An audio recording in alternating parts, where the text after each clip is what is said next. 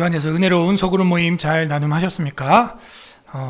우리는 구약성경 강해 설교를 마친 다음에 신학적 주제 전체를 살펴보고 있습니다.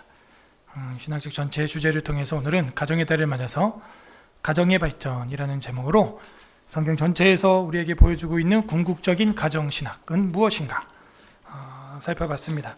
오후에는 계속해서 기독교 강요 30가지 주제로 요약해서 살펴보는 시간으로서 벌써 우리는 17번째 순서에 도달하게 되었습니다.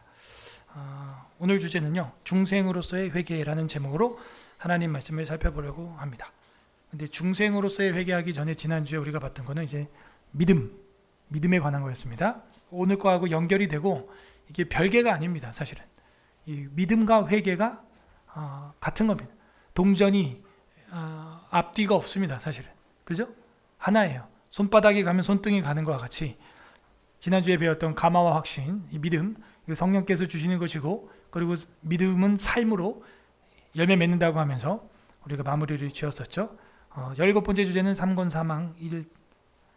3장 1장 1항부터 3권 5장 10항까지 살펴보겠습니다. 다 함께 따라하겠습니다. 중생으로서의 회개. 옛사람의 죽음과 새 사람의 삶.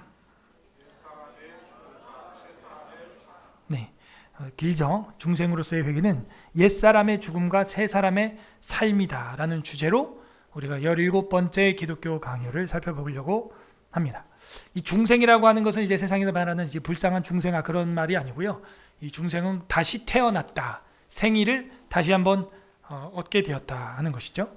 회개라고 하는 것은 우리가 헬라어로 안다시피 완전 메타노이아, 돌아서는 것을 리턴을 말하는 것이고, 옛사람은 구원받기 이전의 악습, 잘못된 습관들, 죄의 종로를 됐던 죄의 종을 말하고, 새 사람은 의의 종을 말하고 있는 것이죠. 그래서 이 거듭남, 구원받은 사람은 반드시 회개를 동반한다. 근데 그 회개는 믿음과 동시에 일어난다 하는 거예요. 동시에. 이게 우리 장로교 신학입니다. 이게 동시에 일어난다. 그러므로 옛사람은 죽고 새 사람은 살게 되는 결과를 가져오게 되는 것이죠. 그래서 이 중생으로서의 회개를 우리가 살펴볼 때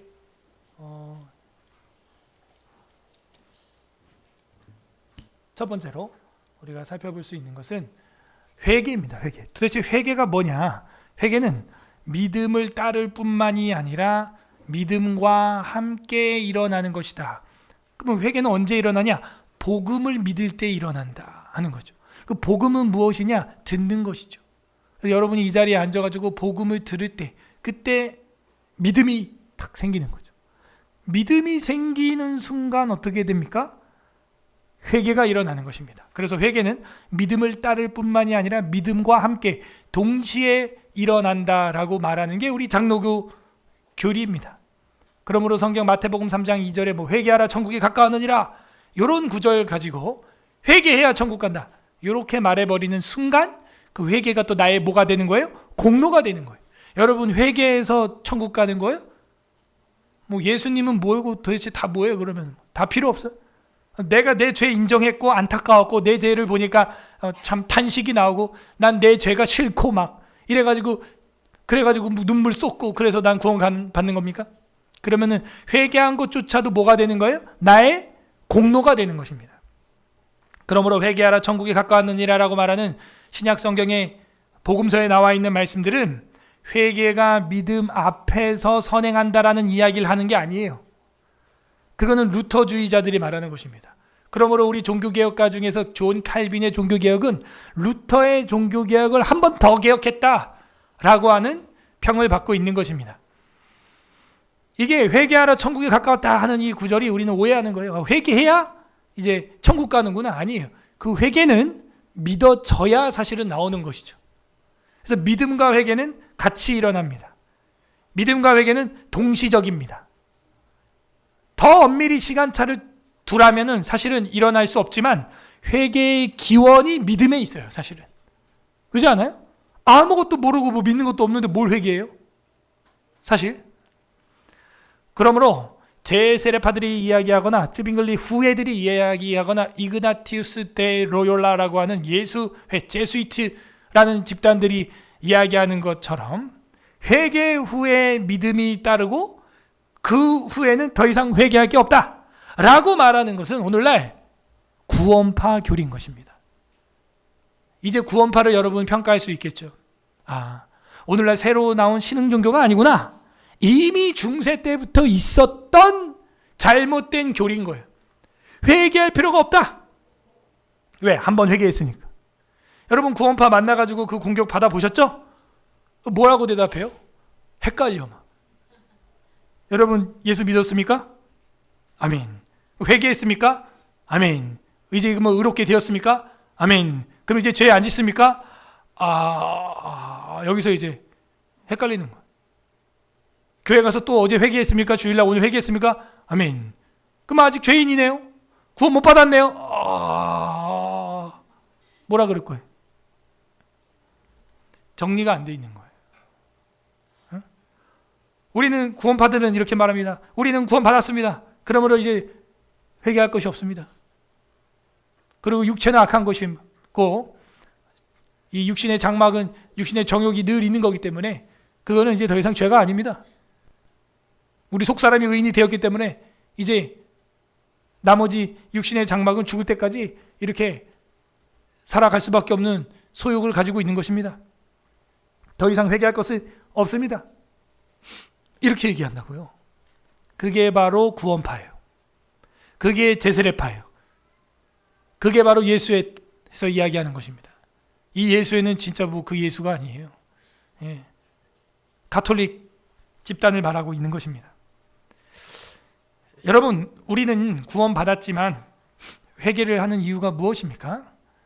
우리가 회개하는 이유는 속사람은 우리의 영혼은 구원받아 정결하게 되었지만은 우리의 이 육신의 외부적 존재는 계속해서 연약한 그 장막 그대로 아직 살아있다는 거예요. 언제까지? 죽는 날까지. 속사람은 새롭게 되었지만 아직 부활체를 입지 못했어요. 아직 우리의 육체에는 그 외부적 잔재와 죄의 흔적이 남아있어요. 흉터가 남아있어요.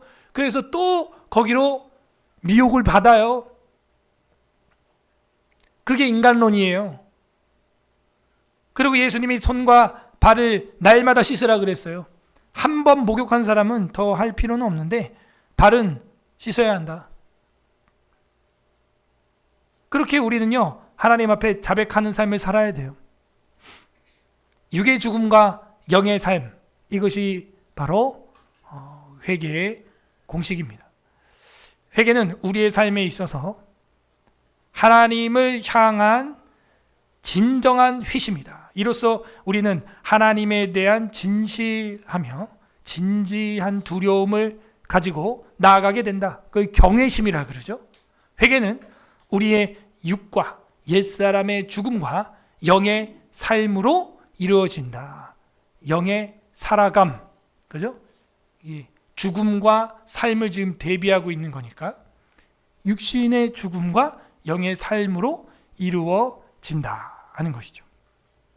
그러므로 옛사람의 죽음에 대해서는 오늘 성경 본문에서도 말하는 바 베드로전서 2장 24에서 25절에 친히 나무에 달려 그 몸으로 우리 죄를 담당하셨으니 이는 우리로 죄에 대하여 죽고 의에 대하여 살게 하려 하심이라. 그가 채찍에 맞음으로 너희가 나음을 얻었나니 너희가 전에는 양과 같이 길을 잃었더니 이제는 너희 영혼의 목자와 감독 되신 이에게 돌아왔다. 이 돌아오는 것, 유턴, 리턴 하는 것, 이게 회개라고 하는 것이죠.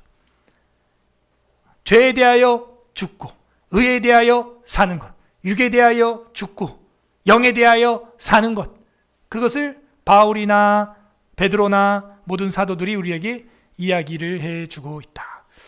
굳이 이거를 이제 도표로 이제 그려보라면 영에 대한 삶, 회개의 두 요소는 첫 번째, 육에 대하여 죽음이죠. 육신에 대하여 죽음입니다. 우리 육신에는 이제 사실은 소망이 없어요. 부활체 말고는.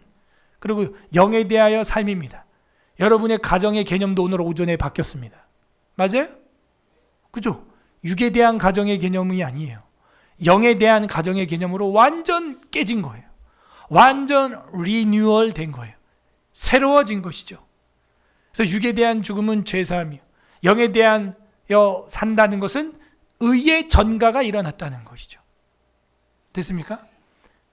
이제 예수 그리스도의 죽으심과 부활하심으로 말미암아 그 의의 전가가 우리한테 일어나게 되었다. 이게 회개의 두 다리, 양 다리와 같은 거예요. 두 팔과 같은 거예요. 두 눈과 같은 겁니다. 육에 대하여서는 죽음. 그래서 이제 나는 죄의 종로를 타지 않는다 하는 것. 근데 그게 어떻게 가능해요? 예수님이 십자가에서 대리적 물음 공부했죠. 물음. 예수님이 값을 내심, 예수님이 물으심. 내가 처참하게 죽어야 되는데 예수님이 죽으셨잖아요. 그리고 그 영에 대하여 삶은 그 예수 그리스도의 부활하심으로 말미암아 그 의가 이제 성령으로 말미암아 저와 여러분에게 전가되었으므로 오전에 말씀한 바 성령을 회방하는 자는, 방해하는 자는 살 수 없다, 사함을 받지 못한다 하는 겁니다. 이게 회개의 삶이에요. 그럼 이제 돌이키게 되는 것이죠. 그러므로 우리는 이 회개가 과연 우리에게 있는가, 이 두 가지를 점검해 보면은 진실한 나는 회심한 자인가. 그래서 예전에는 무슨 회심 집회 뭐 이런 것들이 있죠. 부흥사경에 이런 걸 통해서 짧은 시간에, 한두 시간에 죄를 지적함으로써 우리가 얼마나 육체적인 인간인가, 정욕이 넘치는 안목의 정욕, 육신의 자랑, 이생의 자랑에 사로잡힌 자들인가를 밝혀내고 육에 대하여 죽어야 됨을 호소하면서 복음을 제시하는 그런 부흥 집회, 심령 부흥 대성회 이런 거 많이 했었죠. 그리고 영에 대하여 살아야 된다 해서 이제 성령을 충만한, 성령의 내주하심을, 예수를 구주로 시인하는 그런 복음의 단계가 필요한 건 사실입니다. 돌이켜야 돼요. 그러면 이제 이 뒤에는 회개할 필요 없다 이러면 이제 구원파가 되는 거예요. 우리는 죄를 짓지 않는다 하면 이제 구원파가 되는 거예요. 육체는 악하기 때문에 막 살아도 된다, 이단이 되는 거예요. 그러면 안 되고요. 여기서 이제 정리를 잘해야 되는 것입니다. 회개한 사람은 어떻습니까? 회개는 하나님을 향하여 진정한 회심을 하게 되는 것입니다. 그것은 몸에다가 형식과 표시를 하라는 게 아니에요. 하나님은 마음에다가 표시를 하라고 했습니다. 사도행전 7장 51절 합독합니다. 시작. 목이 곧고 마음과 귀에 할례를 받지 못한 사람들아, 너희도 너희 조상과 같이 항상 성령을 거스르는도다. 자, 마음의 할례를, 마음과 귀의 변화가 없는 자는 뭐라는 거예요? 성령을 못 받았다는 거예요. 어떻게 말이 그렇게 갑자기 바뀌죠? 마음과 귀의 할례 받지 못한 자는 너희 조상처럼 성령을 거스른다는 거예요. 아, 그렇구나. 그러므로 우리는 듣는 귀, 깨닫는 마음, 하나님 보는 눈, 이게 얼마나 복된 것인가. 우리 자녀들 중에 그런 자녀가 있다면 정말 복받은 자녀입니다. 목이 곧고 마음의 할례를 받지 못한 것만큼 큰 저주가 없어요. 잘못을 회개하지 않아요. 이 바로왕이죠. 목이 곧고, 이 표현 출애굽기에 나오는 거죠. 그죠? 강팍한 마음, 성령을 받지 못해서 그렇습니다. 성령 받지 못하면 마음과 귀 할례 받지 못한 거고 아브라함 자손이 아닌 거예요. 너희도 너희 조상 같다 하는 거죠. 진정한 회심. 회개는 하나님을 향한 진정한 회심. 뭐예요? 속의 변화. 분명히 있어야 한다. 두 번째, 회개는 하나님을 진지하게 두려워하는 데서 생기는 것입니다. 그게 회개예요. 우리가 아까도 이야기했지만 경외심 하는 것이죠. 고린도후서 7장 10절 읽어보겠습니다. 시작. 하나님의 뜻대로 하는 근심은 후회할 것이 없는 구원에 이르게 하는 회개를 이루는 것이요, 세상 근심은 사망을 이루는 것이니라. 이 근심의 종류가 두 가지가 있는데, 하나님의 뜻대로 하는 근심이 있고 세상으로 하는 근심이 있어요. 우리는 하나님의 말씀으로 말미암아 근심하기를 바랍니다. 이 근심은 후회할 것이 없는 구원에 이르게 하는 회개. 이 단어 굉장히 중요하죠. 그래서 우리 웨스트민스터 신앙고백서 교리, 구원에 이르는 회개, 그죠? 구원에 이르는 신앙, 생명에 이르는 회개, 그 교리 파트가 있는 거예요. 이 성경 구절에서 따온 겁니다. 구원에 이르게 하는 회개. 그것이 무엇입니까? 하나님의 뜻대로 하는 근심이죠. 하나님 때문에 갖게 된 거죠. 하나님 때문에 하는 근심이라는 건 뭡니까? 하나님을 이미 믿는 거죠. 이미 신앙하고 있는 것이죠. 그러므로 이 회개는 신앙과 믿음이죠. 신앙은 한자고 믿음, 신앙으로 같이 동시에 일어나고 있는 것이죠. 세 번째로는 회개는 육에 대해서 죽고 영에 대해서 사는 것이다 라는 이야기를 계속해서 우리는 하고 있습니다. 육신의 죄, 그거에 대해서 종노릇하지 않습니다. 때론 넘어질 수 있죠. 그러나 그 횟수가 성화의 과정을 통하여 점차 줄어드는 것이죠. 로마서 6장 4절 합독합니다. 시작. 그러므로 우리가 그의 죽으심과 합하여 세례를 받음으로 그와 함께 장사되었나니 이는 아버지의 영광으로 말미암아 그리스도를 죽은 자 가운데서 살리심과 같이 우리로 또한 생명 가운데서 행하게 하려 함이라.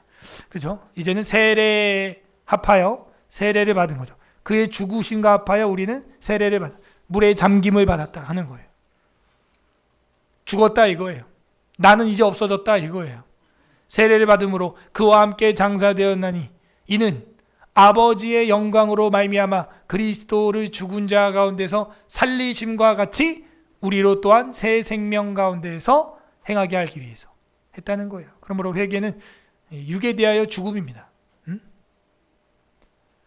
우리는 홍해 아래 다 죽어야만 했던 민족들이었는데 그 아래로 건너갔던 이스라엘 백성들처럼 살게 되었다 하는 것이죠. 이처럼 회개는 두 가지 요소인 죽음과 삶에 대해서 반드시 우리에게 말하고 있다. 죽음과 삶은 우리가 그리스도의 동참함으로써 성취되는 거죠. 그리스도의 십자가에 우리가 믿음으로써 동참함으로써 이 죽음과 삶이 동시에 일어납니다. 십자가가 바로 그 죽음과 삶을 이야기하기 때문이죠. 그래서 육의 죽음과 영의 삶에 대해서는 이렇게 살펴봤습니다. 두 번째는 계속적인 회개의 삶. 자, 여기서 이제 구원파하고 우리의 차이가 나타나는 거죠. 우리는 계속적인 회개의 삶을 살아가는 것입니다. 정말 구원파 사람들은 죄를 안 지을까요? 죄가 없을까요? 그들은 이렇게 말합니다. 그러면은 이렇게 우리가 변증을 하면 너네 그럼 앞으로 살면서 죄 안 짓냐? 죄 짓는다. 과거의 죄, 현재의 죄, 미래의 죄, 우린 다 사해졌다 이러는 거예요. 다 사해졌기 때문에 지금 미래의 죄를 계속 죄를 짓고 살아가면서도 자책도 없고 회개도 안 하는구나. 그런 걸 우리는 뻔뻔하다고 하는 거예요. 뻔뻔하다고 하는 거예요. 그걸 믿음이라고 하지 않습니다, 여러분. 그거 얼마나 끔찍합니까? 사람을 하나 죽여놓고 옛날에 뉴스에 그런 아빠가 나왔어요. 그 아빠인지 뭔지 모르겠는데 30대 초반에 아빠가 애들 2명을 갖다가 한강 위에서 집어 던지고 잡혔어요. 애들 죽었습니다. 그러고 나서 자책감도 없습니까? 이러니까 저의 죄는 하나님이 다 용서해 주실 것입니다. 이러고 있어. 그런 게 뉴스에 나갔었어요. 제가 그 장면이 너무 충격적이어가지고 저것도 귀신 들렸나? 저거 정신병인가? 아니면 잘못된 교리의 쇠뇌가 되었나? 지 애를 지가 죽여놓고 한강 위에 집어 던진 그 아빠라는 사람이 그런 이야기를 카메라 앞에서 하는 거예요. 자기는 회개했다고. 참, 그렇지 않습니다. 계속적인 회개의 삶에 대해서 우리는 인식을 해야 합니다. 거듭난 사람은 육체의 소욕을 버리고 영의 소욕에 이끌려 살지만 죽을 육의 몸을 가지고 있는 동안에 죄의 지배는 끝났어요. 죄의 지배는 끝났지만 죄의 진료는 여전히 남아있다. 그것들은 하나님의 질서에서 어긋남으로 여전히 죄가 됩니다. 여전히 죄가 되는데 우리에겐 누가 있는 거예요? 변호자가 있는 거죠. 중보자가 있는 거죠. 보십시오. 마지막 계시록에 보면 최후의 심판에도 하나님이 우리에게 보복적 심판을 하지는 않지만 징계적 심판을 분명히 하신다. 불신자들에게는 어쩌면 원수들에게는 짐승과 용에게는 보복적 심판이 될 수 있지만 분명히 징계 7위회를 여십니다. 마지막에 하나님이. 거기에 저랑 여러분이 다 불려가요. 그때 누가 변호를 해줄 거냐 이거예요. 누가? 내가? 나 스스로를 안 되는 거예요. 우리의 보혜사, 우리의 대언자 예수님이 변호해 주기를 바랍니다. 그러면은 방어가 됩니다. 방어가 되는 거죠. 여전히 죄라니까. 다만 우리는 죄의 지배에서 종에서 벗어난 거죠. 하지만 그 죄의 진료는 계속해서 우리를 미혹하고 유혹하고 쓰러뜨리는데 그 과정을 우리는 성화라고 하는 거예요. 이 모든 교리가 다 연결이 되잖아요. 연결이. 성화가 있다니까요. 그래서 계속적인 회개는 우리에게 필요한 것입니다. 간사님을 깨워주시면 감사하겠습니다. 주님을 만나고 계십니다. 지금. 다시 화면이 돌아와서 다행입니다. 네, 방금 꺼졌다 켜졌어요. 계속적인 회개.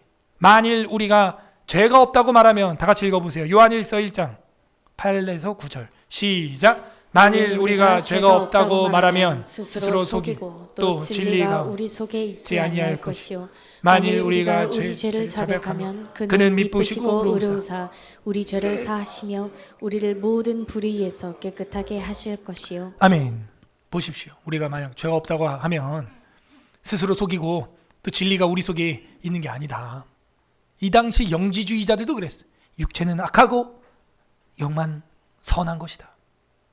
지금 여기 우리가 할 때 이 우리가는요 믿는 공동체를 말하는 거예요. 왜? 이 앞절에서 분명히 말했어요. 우리가 하나님의 아들에 대해서 듣기만 했는데 이제는 듣기만 한 게 아니라 만진 바 되었고 본 바 되었고 알게 되었다. 그리고 우리 중에 나간 자들은 누구냐? 우리에게 속한 자가 아니었다. 그런 얘기를 했어요. 성경을 사랑하는 자라면요 이 교회 무리에서 벗어날 수가 없는 거예요. 특히 우리 서울 에스라교회는 사경의 말씀, 진리와 교리와 치리와 윤리를 사랑하기 때문에 이 공동체를 사랑 안 할 수가 없는 거죠. 여기서 나간다면 그런 성경 진리와 치리와 교리와 윤리 별로 그렇게 중요하게 여기지 않는 거예요. 사실은. 만일 우리가 죄 없다고 말하면 스스로 속이는 거고 진리가 우리 속에 있는 게 아니다. 만일 우리가 우리 죄를 자백하면 그는 미쁘시고 의로우사 우리의 죄를 사해 주시고 우리를 모든 불의에서 깨끗하게 하신다는 거예요. 죄가 없다고 할 수 있습니까? 그러므로 거듭난 사람들은요 죄의 지배로부터 종노릇에서부터 벗어나게 된 것입니다. 그런데 그 구원파들은 또 이런 얘기합니다. 거듭난 사람은 죄의 지배로부터 벗어난 정도가 아니라 성령의 지배를 받고 성령이 지도자가 돼서 우리를 인도하시기 때문에 죄를 짓지 않는다. 이게 제세례파. 오늘날 침례교도, 그 침례교도 중에서 구원파가 많아요, 여러분. 그죠? 대부분 그 침례교에서 갈라져 나온 사람들입니다. 구원파 하는 사람들이. 제세례파가 그 조상이에요. 성령은 우리를 지배하는 지도자로서 왔다. 얼핏 들으면 또 그 말이 맞는 것 같아요. 그래서 혹합니다. 그래서 거듭난 사람은 그 성령의 지도를 받고 그 성령이 지도자이기 때문에 죄를 안 짓는다. 아니, 그렇다고 우리가 성령이 된 건 아니잖아. 의의 주입이 일어난 게 아니라니까요. 전가가 일어난 거죠. 법정적 칭이라니까요. 이 공부를 안 하면은 거기 또 혹하고 넘어가는 거예요. 의가 주입된 게 아니라니까요. 주입된 의가 아니라니까요. 여러분 체질이 세포 머리부터 발끝까지 전체가 다 진료적으로 의인이 됐어요? 아니라고요. 칭의라니까요. 법정적 칭이라니까요. 사제선언이라니까요. 광복절 특사처럼 풀어주는 거라니까요. 그냥 특사라니까요. 성령은요 우리의 지도자로 왔다. 맞는 얘기인 것 같죠. 그런데 성령이 우리에게 성도 속에 내주하심으로 일어나는 성령 충만의 역사는 성화죠. 성화. 자꾸 속으면 안 돼요. 이 교리가 이래서 중요한 거예요, 여러분. 성령이 우리를 내주하시고 충만하게 임함으로 말미암아 우리에게 일어나는 것은 죄 없음이 아니고요. 성화라고요. 성화. 죄 죽이기라고 하는 존 오웬의 책이 있는 것처럼 죄를 조금씩 죽여가는 거예요. 줄여가는 거예요. 아예 없다가 아니죠. 근데 사탄은 우리를 속이는 거예요. 고린도후서 12장 7절에 보게 되면 사도 바울도 사탄의 사자가 그죠? 가시가 여전히 내 육체를 찌르고 있다 라고 이야기합니다. 바울도요. 바울도 그 육체의 그 연약한 가시를 가지고 있어요? 뽑았어요? 가지고 있다니까요. 공격을 받는다니까요. 화가 난다니까요. 부득불 막 자랑하게 만든다니까요. 저주하게 만든다니까요. 바울 입에서 저주가 나오게 만들어요, 진짜. 갈라디아서 보면. 여러 계시를 받은 것이 지극히 크기 때문에 너무 자만하지 말라고. 사탄의 사자를 주셨다. 이런 표현이 성경에 나온다니까요. 회개의 삶이라는 건 그런 겁니다. 싸워가는 거예요. 그러므로 회개의 제1 원인은 하나님에게 있는 겁니다. 내가 뭐 회개했다, 내 공로가 되어, 행위구원론자가 되어, 펠라기우스가 되어, 완벽한 하나님의 구원이 아니에요. 회개의 공로가 있어서 죄사함의 조건을 갖추는 것이 아닙니다. 회개를 자꾸 조건으로, 구원의 조건으로 걸면 안 돼요. 구원의 조건은 중보자 그리스도를 믿는 것입니다. 하나님이 주시는 선물이에요, 이거는. 그 믿음도 믿어지는 겁니다. 내가 믿어야지. 믿을 거야. 그래서 믿어져요? 아니에요. 아침 안개 눈앞 가리듯 나의 마음 사라져, 나의 믿음 사라질 때도 있는 거예요. 하나님이 그 안개를 거쳐주시고 빛을 비춰주셔야 볼 수 있는 겁니다. 여러분 시력이 아무리 2.0이어도 여기 불빛이 없으면 앞이 안 보이는 거예요. 내 눈 시력 좋다고 자랑하지 마세요. 불을 꺼버리면 그 좋은 눈동자 가지고도 쓸 데가 없답니다. 빛 대신 주, 내 마음에 빛을 비춰 주시옵소서. 그게 우리의 자세죠. 그러므로 회개의 제1 원인은 나에게 있는 게 아닙니다. 하나님에게 있다. 이게 우리 기독교 강요예요. 사도행전 11장 18절 합독합니다. 시작. 그들이 이 말을 듣고 잠잠하여 하나님께 영광을 돌려 이르되 그러면 하나님께서 이방인에게도 생명 얻는 회개를 주셨도다 하니라. 누가? 하나님께서 뭘 줘? 회개를 주셨도다. 주셨도다. 수동태잖아요. 인간은. 하나님이 이방인에게도 생명에 이르는 회개. 그죠? 그 회개를 주셨도다. 하나님이 주는 겁니다. 그러므로 회개한 삶의 특징 7가지를 정리를 해보면 첫 번째, 하나님의 근심과 간절함이 있습니다. 주님의 나라를 위하여. 그죠? 지난주에 우리가 결혼신학, 오늘은 가정신학 했는데 지난주에 뭐라 그랬어요? 가정도 너 나이 찼으니까 가. 그게 아니라 하나님의 믿음의 선교 센터를 결혼을 통하여 이루기 위해 기도하는 간절함. 하나님의 근심으로, 하나님의 간절함으로 이제 모든 주제가 바뀌는 거죠. 공부도 마찬가지, 사업도 마찬가지, 돈 버는 것도 마찬가지. 여러분 PT 하는 것도 마찬가지, 필라테스 하는 것도 마찬가지. 왜 하는 거예요? 내 몸매 예쁘려고? 아니, 하나님의 일을 건강하게 감당하기 위하여. 할렐루야? 그래야죠. 두 번째는 자기의 일을 버리고 용서를 구하는 사죄의 변명이 항상 있다. 회개의 삶을 산다는 거예요. 주님, 제가 또 승질냈습니다. 주님, 제가 또 게을렀습니다. 주님, 제가 또 이랬습니다. 회개합니다. 회개하는 것이죠. 세 번째로 회개한 삶의 특징은요, 자기 죄에 노하고 의분을 갖습니다. 내가 또 죄를 짓다니 하면서 대제사장 비느하스처럼 킨나, 여호와 킨나, 여호와 하나님의 질투하심, 그 의분을 갖게 되는 거예요. 스스로에게. 네 번째로는 하나님의 진노에 대한 경외심을 갖습니다. 두려움이라고 아까 앞에서 배웠죠? 하나님에 대하여 두려움을 갖게 돼요. 다섯 번째, 의무에 기꺼이 순종하려는 사모함이 있습니다. 성경 말씀에 대해서 내가 이렇게 살아야겠다. 사모함이 생겨. 말씀에 이런 게 있네. 나 이렇게 살아야지. 나 이렇게 신앙생활 해야지. 라고 하는 사모함이 생기게 되는 겁니다. 여섯 번째, 건진받은 사람답게 맡겨진 일을 행하고자 하는 열심이 생깁니다. 내가 이제 구원받고 회개했고 하나님의 은혜로 구원을 얻었으니 이제는 맡겨진 사역을 하죠. 오늘 새가족 교육이 끝났습니다. 12주 과정이 끝나면서 제가 이야기하는 게 뭐냐, 다음 주부터 어떤 선교, 어떤 섬김팀에 들어가시기를 원하십니까? 라고 물어봤습니다. 우리 교회 성도들 보면은 다 1인 2역씩 3역씩 하고 있죠. 그걸 보면서 자기들도 놀랬다는 거. 자기도 모르게 고무장갑 끼고 설거지를 하고 있대요.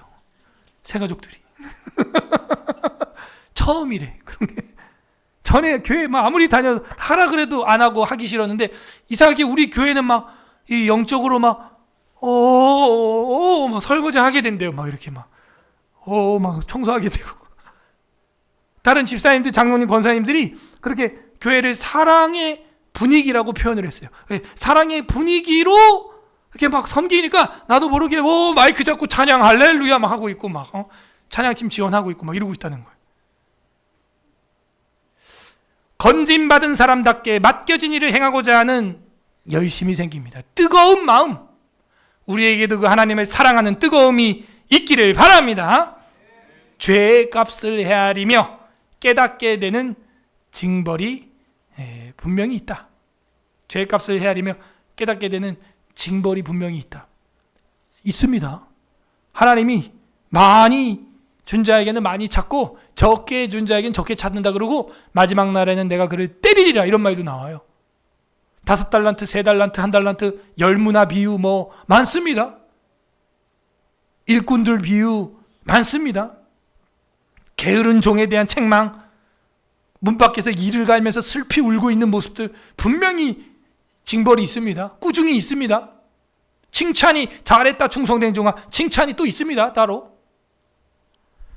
그래서 회개했기 때문에 더 거룩하고 경건하게 살기 위하여 그런 영적인 기민함을 갖게 되는 것입니다.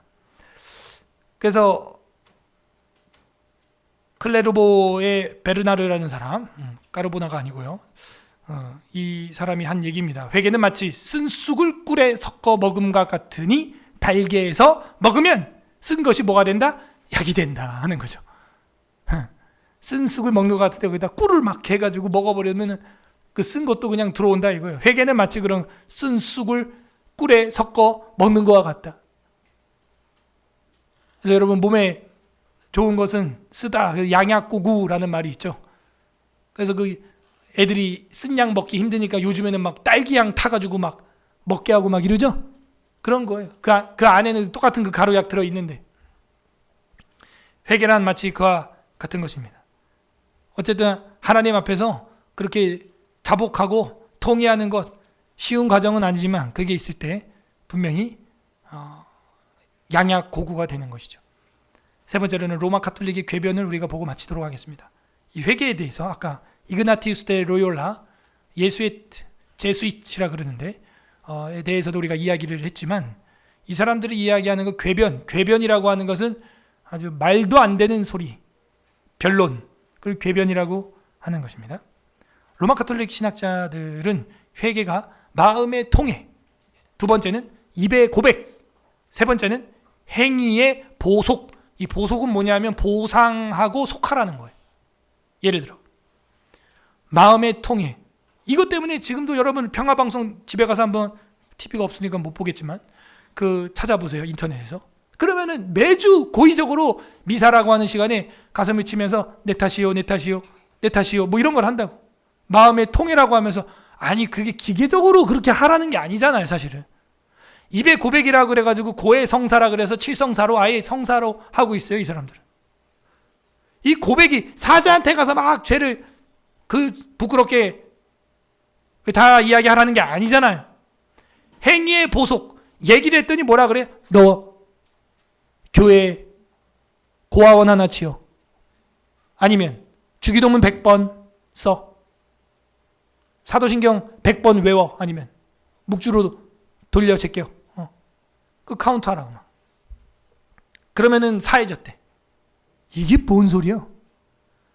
예수 그리스도의 중보의 피로 사해지는 줄로 믿습니다.